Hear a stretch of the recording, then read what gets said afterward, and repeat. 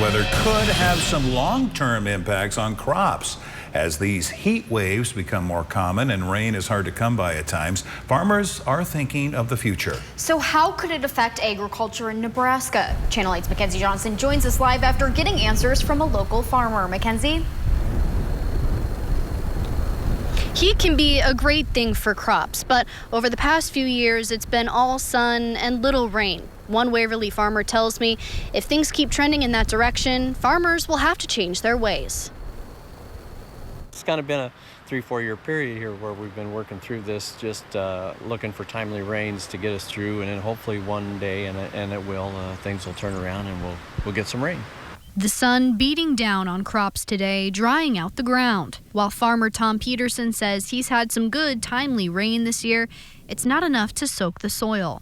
That takes a long time to get that to filtrate down through there. So it takes a lot of soaking kind of rains to kind of build up that soil profile.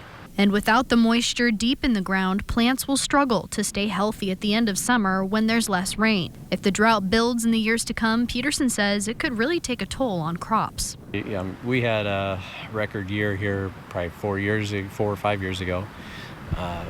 Best crop I'd ever probably raised. Had an almost perfect summer where we got rains throughout, and things were very, very good. And then next year we went into a drought and we raised one of the poorer crops we've had in a long time. So, and then it's kind of stayed in this drought period for a while. Peterson says if the drought gets dire enough, farmers might be forced to switch to crops that are more durable in a dry, hot climate, something like wheat or milo. But he tells me those crops would bring their own set of problems. You have to haul that a lot farther away after you harvest in order to market it, whereas corn is marketed readily anywhere here. Corn's going to be hard to make a switch from right away just because it's a little more drought tolerant than it used to be, and it raises a pretty good crop when it can raise a crop. Peterson says it would also take a long time to transition over to a new crop in the area. So he's remaining hopeful that the weather this weekend isn't an indicator of how the rest of this summer will be.